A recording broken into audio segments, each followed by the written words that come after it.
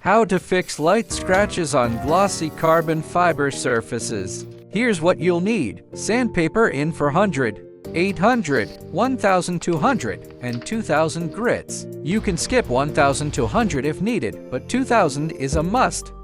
Plus an orbital polisher and polish gel.